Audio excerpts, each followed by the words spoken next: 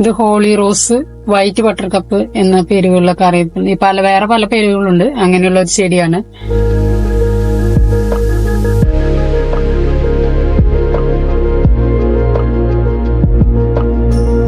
രാവിലെ 8 മണിക്ക് വിരിഞ്ഞ് ഒരു 11 മണിയാകുമ്പോ അത് കൂമ്പിപ്പോവും.